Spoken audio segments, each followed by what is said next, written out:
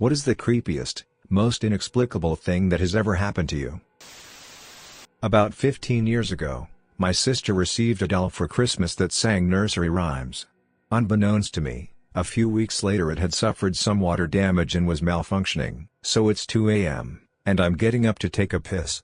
From a dark corner behind me, I hear the distorted and slightly demonic voice of a little girl, "Little lamb, little lamb." This one time I was canoeing through a Canadian wilderness.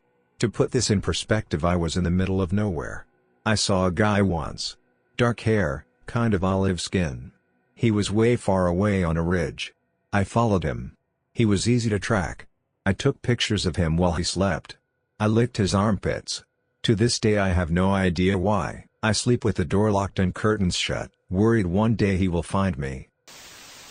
I was living in student housing, and the way the mailboxes were set up, there was one for each suite/group of 6 bedrooms tucked in behind the main office. I went to collect our mail one day near the start of the month and found a slip of paper with my name on and the number 23, printed on, not written. I assumed someone had put it in there to freak me out and just left it on my desk. Whatever. A few days later, there was a black leather glove in there, also with my name on. Just one black leather glove that I didn't think was weird till I looked closely at it. I had lost this glove the winter before. A few days after that, a hair ribbon of the sort I'd had a phase of wearing, narrow purple hair ribbon. By this time I'd asked all my friends WTF they were doing. They all denied all knowledge. A few days after the glove there was a lipstick, used, in a shade and brand I'd worn before. I had a few of those lipsticks but kept losing them and they'd been discontinued. The problem was, I was at university in a different country from where I grew up, and I'd stopped wearing that lipstick before moving. I waited for the 23rd fully expecting some stalker-tastic event of horror and terror. But nothing happened, and nothing happened after that. I still don't know what was going on. I was woken up one night by the sound of my roommate moaning the word "remember" over and over again while staring upwards at the ceiling. He then rolled over and started either speaking in tongues or Korean. I couldn't tell. He's Korean. I definitely couldn't sleep for a little while afterwards. You know, it's 3:37 a.m. now, there's a full moon and I don't know why am I doing this to myself, but my twin sister dreamed that my soon-to-be married cousin was going to die before her wedding, car crash. She woke up sobbing and being a mess. "Relax sis, it was just a dream," I said. "Nothing is going to happen to Wade, she is going to be very happy soon." She fell asleep still sobbing. 2 weeks later my cousin died in a car crash. One night when I was home alone I heard some ruckus outside of my house while I was sleeping.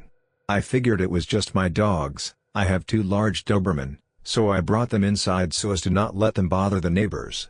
When I was trying to sleep, however, there was more noise. But this time inside the house. Again. I brushed it off as the dogs playing. I was woken up by a third noise, which sounded like a cabinet closing hard, and I looked around to find my things strewn all over the floor, and my room was just a complete mess. My attic, outside of my bedroom door, was slightly open, and my dogs were laying shaking in the corner of the kitchen. My doors and windows were all locked and secure. I really wish I was making this up. Back when I was 17, I had just got my license and went driving around with some friends, as you do. Loud music, good times, random pit stops for no reason. The usual. We decided that a drive through the back bush area into rural area of Australia was a good idea at 10 p.m. Off we drove down the one road that would lead us out through the bush into the darkness. There were no lights along this road, only my high beams lit the way. As we were driving, we came across this elderly man in a cream suit with a bunch of slightly wilted flowers with his thumb out. He seemed harmless by all means, and we decided we would pick him up. It was no place for anyone to walk. He was a really nice guy, well-kept and trimmed beard. His eyes were incredibly bright as well, a piercing blue color. He said he was out this way because he was visiting the site of where his loved ones died. Apparently he didn't drive anymore, after the accident that had killed them. We were a little unsettled, but in the end we thought nothing of it. He was good-natured and polite to boot. We came up around a corner and he asked if he could please be dropped off there. We did so, assuming that the site was nearby. He got out of the car, we shook hands with him, wished him well and sent our sympathy to his loved ones. He replied with "Have no sympathy for the dead, they are free. May God bless you all, children." He turned and walked straight into the dense bush and, I shit you not, disappeared within 6 steps. Like the darkness just swallowed vision of him. It's been a few years now, and there has been no news of any missing people in that area. My friends and I don't know whether it was a dream, hallucination or what. We've gone past that same area a few times now, once walking out into the area he went. Found nothing, though. I won't blame anyone for not believing this is real, because sometimes I think the same thing. But it's a memory in my brain I can't get rid of, so I guess it must have been true. Edit. So I've decided that I'm going to go drive out to that area again and take some photos so people can understand the area I was dealing with. I may or may not take a video. It depends on how much capacity my underwear can hold in the rear and the saturation levels in the front. I'll be back in about an hour and a half or so with results. Edit 2. Just got back from my trip, slightly more saturated in the front of my underpants. I apologize for the quality of the photos taken. I'm not skilled with cameras and they were taken off my HTC. Still, it gives you an idea of the area. Anyway, here are the photos. Op finally delivers. When my father was young, his family moved to a large house in the city center with something like 7 bedrooms. He came from a family of 11 children. My aunt took her a room, by herself, in the last bedroom at the end of the hall. Within a few months she went to my grandfather, who was a frightening man at best who didn't have time for kids, let alone the crap they talked about, and told him she had been hearing strange noises in her room. She thought one of her brothers was playing a practical joke on her. She described the noises as coughing and choking and she was having a hard time sleeping. Fast forward 15 years and my father is at a party talking to a girl. They get onto the topic of where they've lived and as it turns out she knows the house because she had been living in it up until recently. She seemed embarrassed but continued to ask him if he'd heard anything in the room at the end of the hall, saying she had slept in there and had heard heavy breathing and coughing. I think this is what really made my father believe, but backtrack 15 years and my grandfather with all his skepticism goes to the man who is renting the house to them and tells him about the noise and wonders if it is the wind getting through or the pipes or something.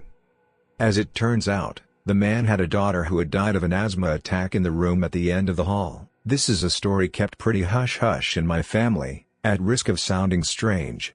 I wouldn't have believed it myself. It sounds like something straight out of a book, but my father is a very serious man who wouldn't mess around with these things. The house was demolished sometime in the 90s, unfortunately. One night when I was 16 years old, it was storming really bad. The rain was falling really hard and the lightning had power lines down and there was no power anywhere. Me and my parents open the door and there is a man riding a horse very slowly in this horrible storm. He looks at us, stops, takes his shirt off and licks his fingers. Then rode off in full gallop. To this day I have no idea why a man was riding a horse in the middle of the city.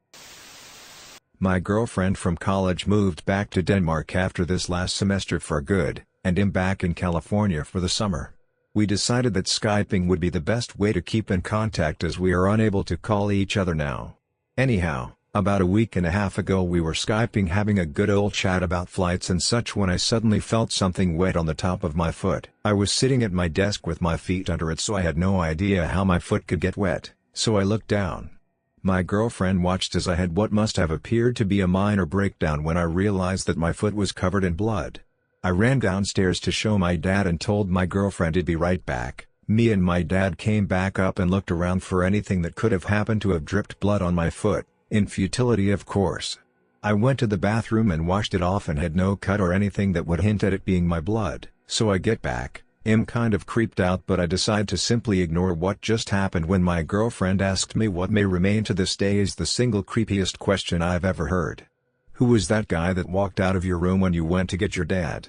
My face when my dad and I were the only ones home that night. To this day I brush the incident off as just some freak occurrence of random blood, but I can't shake the thought of that question because she said she watched him close my door as he left, a door that I left open on my way down. This happened about 16 years ago. I had been living away from home for about 3 to 4 years at that point and was living alone. In the middle of winter I had an extremely vivid dream. I was in the garage at my mother's house. The garage was nearly empty, which was unusual considering how much junk was normally in there. I was standing next to a large shelf unit that had a bunch of things on it, including some hefty power tools such as a circular saw. I heard music and suddenly I was 5 years old again, chasing after the ice cream man who just passed in front of the house. I heard a crash, turned around, and saw the shelf unit had collapsed and the circular saw had buried its blade in the concrete floor of the garage. I woke up, thought how weird, and went about my life. About 6 months later my mother asked me to help her paint the inside of her garage. I went to her house on Saturday morning and we emptied the garage into her backyard. I was moving the last of the larger/heavier items as she was sweeping the floor. She bent over to use the dustpan to collect the debris. At the same time, I heard music coming from the approaching ice cream truck. The dream I had 6 months earlier flashed into my consciousness and, purely on instinct, I grabbed my mother and pulled her away just as the shelf unit she was standing next to collapsed. The circular saw fell exactly where her head would have been if I hadn't pulled her away. That episode is the main reason why I'm fairly certain there is more to human existence than what we can see around us, and the only reason why I don't fully call myself an atheist. I rationalize and explain what happened now, but only until years later did I find out what it could be. When I was 15 I woke up one night in bed and sat my head up. At the foot of my bed was a man with really pale white skin just staring at me. It couldn't have been real, but I remember being paralyzed by fear. Not able to move, I sat there for about 10 seconds. He then pointed at me and started laughing loudly. Like that deep, from the chest evil laugh you always hear. Suddenly a crowd of what I guess could be considered white apparitions came rushing through the room. I need to set this up a bit to understand. I lived in a thrown-together house and my room was in a hallway basically. So they ran through my room and disappeared on one side, then would come rushing through the other side. The loud roar of hundreds of footsteps running is what I remember the most. This went on for maybe 30 seconds and then just slowly faded away. I now understand that it could have been sleep paralysis, but for the longest time I was really freaked out.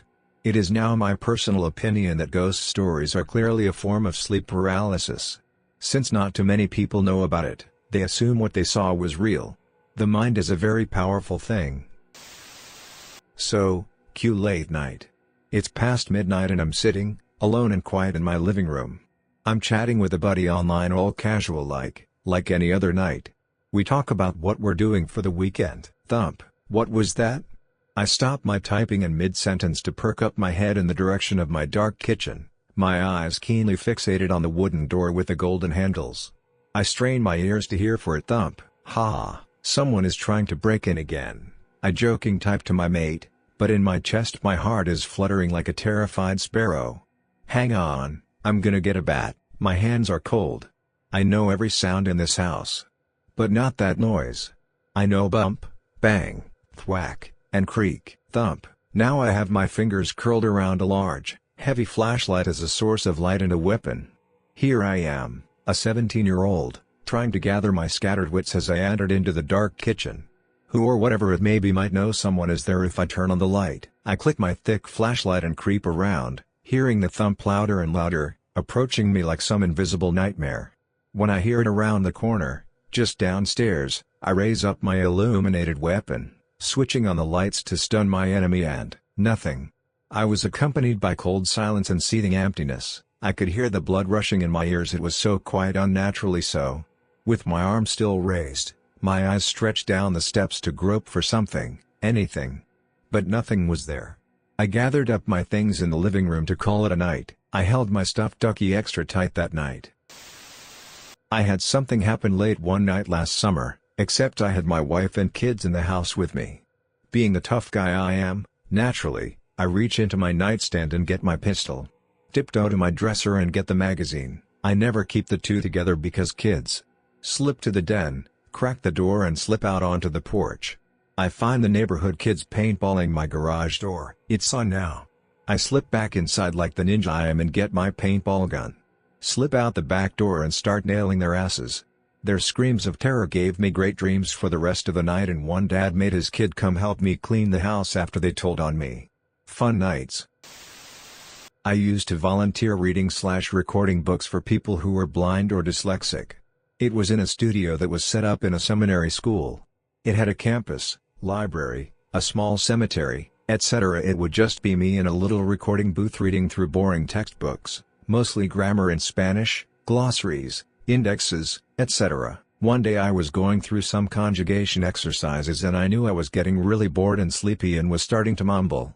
So I stopped the session, stepped out to get a drink, and then put my headphones back on to rewind to the last thing I said clearly, and start up again. The last thing I hear myself say, in Spanish, clearly, in a quiet serious voice, but in my voice, was "There are men, those men are standing behind me." Or something that loosely translated to that. I furiously looked through my book and found nothing even remotely close to that which I might have been reading. I broke into a sweat, left, and never returned. Okay, bit of a long story. I was 12 to 14, not sure exactly how old. My best friend was spending the night at our house. We lived at the tail end of a road on the outskirts of a small town, about 4 or 5K people. It was night, probably around 9 to 10 p.m. We were just taking a walk, chatting stupid guy stuff. Well, we get on the road and start heading away from my house, and thus out of town, and we immediately see two small glowing red lights, close to each other. Now our road was probably some 500 feet level, then dropped about 50 feet over the next 500 feet or so, between two small farm plots until it bottomed out and hit an old back road. The eyes seemed level to us, which made it seem like it was within that first 500 feet. We watched it. I loved stargazing as a kid and had never seen anything like that before, for probably 5 minutes or so, before it seemed to turn away and disappear. I say turn because it seemed to fade instead of disappearing instantly as a light being turned off would. It seemed to move slightly, but I cannot swear to that. Well, my friend, being a bit braver than me, wanted to go see what it was, now that it was gone that is. So we ran back inside and got flashlights and headed back out slowly. We went all the way to the end of the road and everything was cool, but when we got there we heard what sounded like something large moving down the old road to the right, so we go that way, me nervous as hell after the red eyes and the loud sound in the woods around us. We finally get to the end of that road, light forest growth on both sides of us. We don't see or hear anything else, so decide to head back, but we both kinda need to pee, so we walk off the road in case any cars come by. I walk off, and am unzipping when I trip over something. I reach over and feel a warm hairy body and scream my lungs out, bolting in terror. My friend rushes over and is half scared half laughing as he shines the light on what I had tripped over. A dead deer. Nothing else strange happened on our way back, but red eyes and falling over a recently dead animal was enough for me. Edit. Another time, my sisters had a slumber party. I was probably like 6 to 8 then, and they were all up watching TV in our living room. Our living room is fully open and had a dining room at one end of it with only a couch separating the two areas.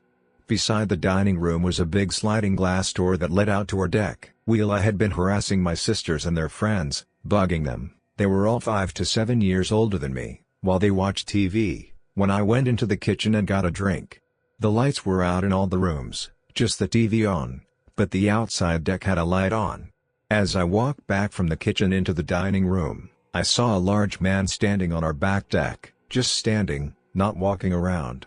I don't think he could see us. The curtain was drawn, but there might have been a gap in the curtains he could see in through. I just freeze for a second, terrified, then I walk fast to my oldest sister and tell her someone is watching us. At first she thinks I'm joking, but I get her and one of her friends to look at the sliding glass doors. We all instantly freak, and then bolt to the back bedroom where my dad is, and we wake him up. He goes outside and sees the footprints in the snow, but we still don't know who the creeper was watching us on our back deck. I stayed over at my friend's house one night, drinking and playing his PlayStation in the lounge room. We heard a large thud sound and metal hitting the ground in the kitchen. Go out and find a knife that had been sitting in the sink, on the ground, spinning around. Shortly after, the back door starts shaking and sounds like someone is starting to knock on it. Faster and faster. We get up the nerve to go check, and as it is still banging and knocking and shaking, we open it, and there is nothing there. It's not even windy. We freaked out, went back to the lounge room and tried to keep drinking. Couldn't, and decided to go to bed. My friend put me in the spare bedroom they had, and I went to sleep after trying for about 2 hours. My friend later told me that he never ever went into that room because it always felt like someone was watching him in there. And to be honest, it really did. It was really unsettling. I work as a CNA at a nursing home. We have one resident that is really out of it and talks in his sleep really loud. I went to close his door so that the other residents could sleep.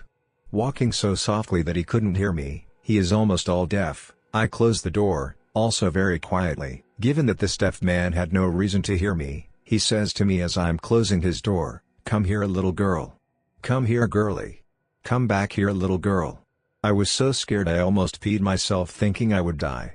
The lights were out and there was no way he could see me or know that I was a girl. Still creeped out by him. My mom has taught high school for about 25 years. One night, she had a dream that two students came into her school armed and started shooting. My mom was in the library with her class and they had to crouch under the tables for safety.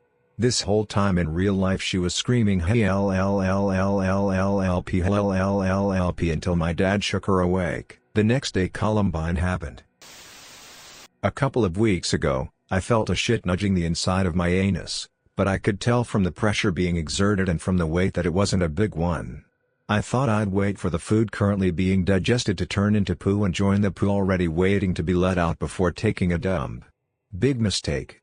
Big mistake. 2 nights later, after nearly 52 hours of not opening my shithole, I felt like I'd given birth to an oil truck. I applied so much pressure when pushing out the poo that I actually turned red in the face and felt dizzy, though I steadied myself by holding onto the towel rail. Time to clean, but, of course, no toilet paper. I contemplated using an empty bottle of shampoo, but I decided the logistical difficulty outweighed its effectiveness, so I scrapped the idea.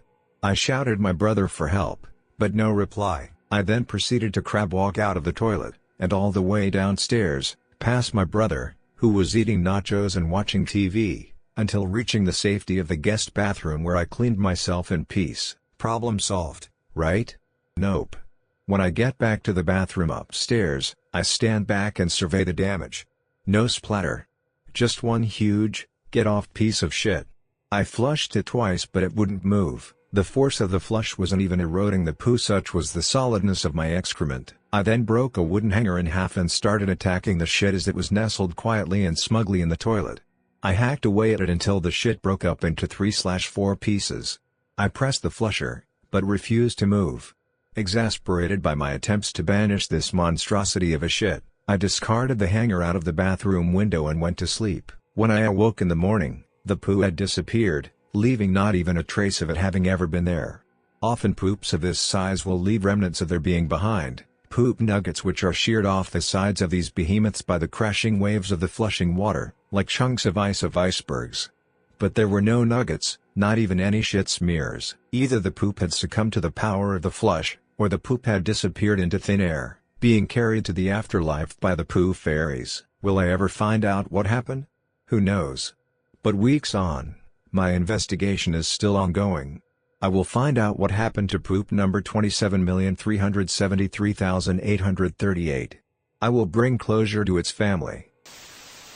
I used to stay in an old townhouse in Reading, England. I was working for Microsoft at the time as an intern and shared a house with 3 others. That weekend I stayed home and all 3 went home to see family. I thought, cool place to myself, fire up some Oblivion and zone out all weekend. So I am chilling at around 2 a.m. playing Oblivion and I all of a sudden hear my room door shaking. I walk out in the hallway and look at my door and the handle is twisting back and forth and the door is shaking. The hair on the back of my neck is on end and I open the door thinking it might be the window open or something, but nothing. I slept with the light on that night. This is going to get buried, but I'll tell the story anyway. Hopefully somebody reads it. About 4 years ago, I was watching the movie Signs with my family. It was me, my mom and dad, and my sister. Anyway, it was just your typical movie night evening until about halfway through the movie, when something so horrifying happened that I still think about it extensively to this day. When it got to the part of the movie when they show Mel Gibson and Joaquin Phoenix watching news reports about the alien invasion, our TV froze. A message popped up at the bottom of the screen which read, "You are wasting your time here." Below that was another message in indistinguishable hieroglyphs that I have never seen in any language. Then, the screen turned lime green, then black, and then the DVD player turned itself off. My family freaked. My dad spent the next morning making paranoid-sounding phone calls to the company that assembled our DVD player, asking how such a thing could happen. They had no idea, unless that message was somehow coded into the disc. IDK, what the hell happened that night? Sitting on a bench with 2 friends. An old man on a bike circles around us twice. The first time he squints at us.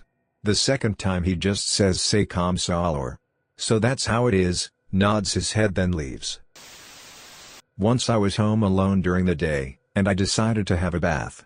I went in, locked the door then started running the bath. After spending a while in the bath, I put my head underwater, as you do sometimes in the bath, just for fun. When I sat up, the door was open. Needless to say, I got out of the bath pretty quickly and jumped into bed. A few years back during my first marriage, my ex-husband and I owned a really nice house. It was built in 2003 as were most of the homes in that neighborhood. It was originally a swamp that, back in the 1700s to 1800s, there were Indians known to live in that area. No big deal I thought until weird occurrences began to happen. He worked in mills and would leave about 5 a.m. I wouldn't leave for work till closer to 8 a.m. It was a ranch-style house with a front door, back door, and side door. We used the side door solely because that's where the driveway and patio was. The front door was heavy and had a very tricky lock that required a lot of effort to open. With all that in mind, every few mornings I would walk into the living room and the door would be wide open. My ex swore he never touched it. I thought he was just kidding till he went out of town for a week and it kept happening. Every single day. It didn't matter the time of day. I could walk to the bedroom and come back and it would be open. Well, one day it stopped doing it. Then all of a sudden things would disappear. I remember both of us looking for a dustpan. We both searched high and low. I remember leaning against the dryer while we talked about how strange it was. We walked into the kitchen, heard a bang in the laundry room and we went to inspect. There was the dustpan on the dryer. There were several instances of nights where I was alone after our divorce when lights would turn on and off, things would disappear, and unexplained noises would occur. I know this all sounds stupid and unbelievable, but I was never more thankful when I finally sold that house and was able to move away. This is a story my mom told me. When I was still a baby I caused my parents a lot of sleepless nights, because I would cry all the time and there was just no way to calm me down. My grandma, she is Chinese, heard of it and came to visit us. One night when I started crying again, my grandma went to the kitchen and took one of those big Chinese clevers and proceeded to make stabbing motions in every corner of the room, screaming at the evil spirits to leave me alone. Right after that I stopped crying. My parents were so creeped out by this. Me and my friends after our 10th year of school slept out at a friend's place. Baked as hell we decide to drag a king-size mattress into their parents' paddock and we lay there just talking and we realize that all their farm animals and all the animals down the road just start barking and neighing and clucking and everything else, and then suddenly out of nowhere a massive wide flash of light comes out of the sky and then all the animals stop making noise and just whimper. Nothing else. Just whimper and whine as if something is hurting them. We then yell yep and run inside and sleep inside. I worked at a pet store and we adopted an umbrella cockatoo from the family of an old lady who died. The bird said a few random phrases while there were people around, but if the store was empty and the employees went in the back she would start screaming the most terrible things. The more notable phrases were, "Mama, Papa, no. Little boy, then the bird would make whispering noises, "No, no, help," child's laughter and a shrill blood-curdling scream. I don't want to know what was going on in the house for the bird to have learned all of that. So me and my then girlfriend had just initiated making out on her family living room couch. No one is home, it's mid-afternoon. Suddenly, and completely out of nowhere, a glass of water on the coffee table shatters. Maybe shatters isn't the best word, more like completely exploded for no reason. Obviously it scared the piss out of us. We found glass scattered several feet away from where it happened, but luckily none of it hit us. This glass of water had been room temperature and sitting there untouched for at least a half an hour. We stopped making out. Here's another anecdote I originally posted with an old username. The story itself is a few months old now, but I copied and pasted the text, so it is still written as if it just happened several days ago. My grandmother is in a nursing home after suffering a stroke a few months ago. Mentally, she is all there. However, her one side is partially paralyzed, and she is in rehab in the nursing home. She's been weakened by the relative lack of activity, though. On Sunday, as we were getting ready to go visit her first thing in the morning as we always do, we got a call from the family of her old best friend. The friend had moved to Florida about 10 years ago. and they had gradually lost touch save for a Christmas card every now and then. Well, the friend had just died very early that morning, and they were calling to inform us of her death. When we got to the nursing home, we signed in and noticed we were the first visitors of the day. We went to my grandmother's room and said hi. We also have a little visitor's book for people to sign in her room so we know who has visited her. Nobody had signed it since Saturday morning. As we walked into her room, she exclaimed, "Oh my, so many visitors this morning." We asked what she meant. She replied that she had gotten a visit from an old dear friend that morning. It was the friend from Florida who had just passed away. She had told my grandmother that she was going away for a while, not to worry, that she would be watching out for her, and that they would see each other again. My grandmother also remarked at how healthy she looked. I've never had chills run down my spine like that before. Later I asked if anyone had been to my mother's room that morning, and the staff said no. We asked if any phone calls had come through for her that morning, and they again said no. They also logged phone calls for residents, and when they checked the logs there was nothing that they had forgotten. I also this morning called the family of the friend in Florida to offer my condolences and ask if they had called anyone else around here. I asked under the guise that I would help notify people around here, so I didn't want to double call people. They said we were the only ones they had called from around here, and the only reason they called us is because they thought my grandmother still lived with us. They had no idea until I told them this morning that she is in a nursing home. I know it's in the realm of reality that she could have simply dreamed it, but the chances of her having a dream like that with that sort of message on the very morning that her friend died are so remote that it still gives me chills. My brother had antisocial personality disorder. He ended up on trial for a double murder, and getting a psych evaluation as well. I was one day contacted by his evaluator, and informed that when I was a young child, 5, my older brother, 8, would come in and watch me sleep for about 2 hours every night, many times bringing a rope, pillow, or knife with the desire of killing me. Apparently, he woke up one night, having decided he would go through with it that night, and went to get a knife from the kitchen, when he found that his door was locked. For 10 years from that day on, my folks would not sleep without locking his door. At the age of 18, he was given the boot. It was 11 days later that he committed the double murder. I always wondered why we never went on any vacations, and always stayed home for Christmas and Thanksgiving. My parents kept all this away from me, but it turns out that when my brother was 7, they found him in the neighbor's backyard trying to burn the corpses of the newborn litter of the next-door neighbor's cat. He had beheaded 3 of them, and disemboweled another. I had no clue until I turned 18, and was going off to college. Turns out my folks kept a close eye on me, but never had any reason to believe that I was as messed up as my brother. There was a period of time in 2010 where I woke up every morning at 2:15 a.m., on the dot. When I woke up, I was sitting straight up in bed. The first time it happened, my dog was sitting at the foot of the bed, staring at me. Probably confused as to why I was sitting up. The second time it happened, she was at the foot of the bed, whining/crying while staring at me. The third time it happened, she was at the foot of the bed, growling at me. Thankfully, those are the only times that I remember it happening. I think my dog was scared of me for a few weeks after that. She wouldn't sleep in the bed with me, and she would sporadically growl at me when she had never done it before. I don't know what the hell was going on with me, but I hope it never happens again. I know this is supposed to be about me, but, from their reactions I know in my gut this is some true messed up nope shit. My best friend in the world told me when he was younger, around 13, he and his 2 brothers 16, 17 and one sister 18 were staying in an old house on a small island near Ocean City, Maryland. Their dad was always buying old houses and flipping them on the side. He dropped his kids off at this old house he bought so they could enjoy a few days of summer vacation there while he was in Washington, D.C. on business.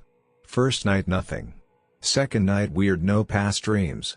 Third night takes the cake. Now, I asked my best friend's older brothers and sister about this third night event on separate occasions, and each one got freaked and semi-pissed that I had inquired and reminded them about this. The third night they all have the exact same dream and wake up in the living room standing face to face/shoulder to shoulder. I wear glasses. I can see sort of okay without them, and I am even legal to drive without them.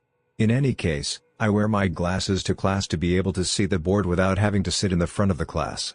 I usually wear them whenever I go out though, because, hey, it's nice to see stuff far away. So anyways, one night I left my apartment to head to the library to study a bit.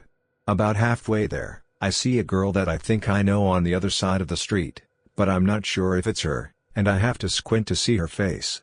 Oh shit, I left my glasses on my desk. I reach up and rub my eyes to see a little clearer. It wasn't her. I didn't need my glasses to study, and I was perfectly okay to go on without them. So I just kind of shrugged it off. It would take 5 minutes to go all the way back, and I decided that I would be alright walking without my glasses for one day. A few minutes later I ran into a kid from one of my project groups and we talked for a bit. And I continued to the library. It was a pretty cold night, and the library was obviously heated. So I open the door and walk in. About 5 steps in the door, my fucking glasses fog up. They were just all of a sudden on my face. I know for a fact they weren't there before. I rubbed my eyes, and I would have known if there were glasses in the way. On top of that, I know my eyes pretty well. I would be able to see a face across the street with my glasses. I was so mind-messed that I didn't get any studying done, and ended up going home without getting any work done. A little later, I texted the kid I ran into and asked if he remembered if I was wearing my glasses when we talked. He said he was pretty sure I wasn't. To this day it still freaks me out a little. I remember one time I was driving home from band practice when I was about 17 years old. It was around 12:30 a.m. and I was really tired. I usually attribute this story to my exhaustion, but I have a hard time believing that. I'm driving down a pretty desolate main road, and as I am driving, I notice an old woman walking down the right side of the road. She is wearing what looks like a brown ragged dress and is using a cane. I thought it was the most bizarre thing to see at 12:30 a.m. but I just ignored it and kept driving. The weird thing is, about 3 miles later, as I am driving, I see the exact same woman. I get chills just thinking about it. I see her, clearly, so I slow down a bit to make sure she is real and I am not going crazy. Sure enough, as I get closer, it's the same woman in the same dress with the same cane. Then, suddenly, as I pass, she turns to my car and reaches her left hand out towards my car. I don't think I have ever driven so fast home in my entire life. Visiting home on break from college, and my stepbrothers had the bedroom, so I was sleeping on the couch, my cat with me as he always does. In the middle of the night my cat jumps off my chest, which causes me to wake up. I then watched him do a slow crawl around the entire perimeter of our house, focusing mainly on the kitchen, heading upstairs and then back onto the couch with me, where he proceeded to stare into the kitchen and growl a slow and quiet growl. I found it odd and fell back asleep. The next morning my mother told me about the dream she had the night before, where she was sitting at our kitchen table with her mother, who was dead, telling the former resident, an old man who committed suicide in the kitchen after his wife died, that the house was ours now and it was time for him to leave us alone in it. All spooky shenanigans ceased from that day forth. Normally, I would brush off either of the two incidences, but their happening at the same time has always creeped me out to no end. I was 16 and driving home alone after a week at the beach with family/friends. I was on back roads in the country, middle of nowhere, with an occasional little hick town popping up every 40 miles or so. Heard bad noises from under the hood, warning lights came on, car stopped running. I pulled to the shoulder and looked under the hood to find a belt that was all split and frayed and had almost completely disintegrated. I started looking through my phone, trying to think of who to call, when a little car pulled up behind me. It was an old lady, maybe 70, wearing a white dress. Almost like a wedding dress. This was North Florida in the middle of July. She got out of the car and then reached into her back seat to get something. When she walked up to the car I saw it was a belt. Later learned it was a serpentine belt. I don't know shit about cars, and that they come in a variety of sizes for different cars. She just looked at me, smiled, and got under the hood and started tearing out the old belt and replacing it. Dumbfounded, I started to try to make small talk and ask questions, but she didn't say anything while she worked. A few minutes later, she finished, took my hands in hers, looked me in the eyes, and said, "I was watching you. We all need help from time to time, air horn." I didn't know what to say. My mind was racing as I tried to figure out how I knew or had seen this old lady who had just called me by name and happened to have the exact part that just broke down my car. I hadn't stopped anywhere since I left the beach house. I had never seen her before. She went back into her car and drove away, back the same way she had come from. Her car had no license plate. To this day I have no idea what happened that afternoon. When I was around 8, I was playing with a friend on her bed. All of a sudden we started hearing strange noises and they seemed to be coming from underneath the bed. For a few seconds we kept staring at each other like, you hear it too? And then we looked underneath and saw many little lights moving around. We screamed and sprinted, almost flew out of the room to get her dad. He found a cat with baby kitties hiding under the bed, their eyes were glowing in the dark. Gave us a heart attack and then melted our hearts. I live in an area where Native American settlements were everywhere. When the weather is warm and I have doors or windows open, I can hear the sound of horses whinnying and the sounds of people talking outside in a language you can understand. One night I was sitting there watching TV and hear a horse whinny. I looked up and saw the outline of a horse with someone sitting on it. I said, "Hello, I am not scared of you," and hear a whinny in reply. The next day I went out in the yard for a walk and found 2 arrowheads laying where I saw the horse. I've told this before, but here you go. On my birthday a few years ago, my now ex-wife and I were hanging out drinking, just being silly. We had quite a few drinks, and I demanded that she call me and leave me a voicemail of her singing me our wedding song. A few other friends had called earlier to sing happy birthday. So, she calls right in front of me, making eye contact the whole time. She's literally just 3 feet away. She hangs up, I get my notification and call to listen. I will never be able to explain what happened next. There she is, singing me "I Want You Around," and right in the middle we hear her scream, "Oh God!" in sheer pain/fear. It was a kind of scream that belonged on the original Texas Chainsaw Massacre. I have never heard such anguish in a chick's voice. Maybe I'm biased because it was someone I cared about. We listened to it over 20 times that night, confirmed it is for sure her voice, and that she obviously didn't say/scream that while recording. We still can't figure out what happened. I saved the audio on my computer, still have it. She refuses to listen to it, and hasn't since that night. I was pretty weirded out by it, but now I don't even think about it. Some years ago, I visited Japan. One night, I was walking through a small village on my way back from visiting a touristy hot spring when it started getting pretty dark, so I stopped at a house and asked the man who answered if I could stay with him for the night. Of course, he replied, "I don't get many visitors." We talked for a little while, but we were both pretty tired, so I went off to bed in a small room that he had prepared for me real quick. In the middle of the night, I was woken up by some mild sobbing coming from the room next to me. Curiosity was killing me, so I crept closer, when I actually discovered that there was a small hole in the wall that looked like it had been poked through with a finger or something. The walls were very thin. I looked through it, and I saw a beautiful girl sitting by a desk, sobbing to herself. She had long, black hair that covered one side of her face, but I could tell she must be pretty. I lay back down for a bit, pondering why the guy hadn't actually mentioned her.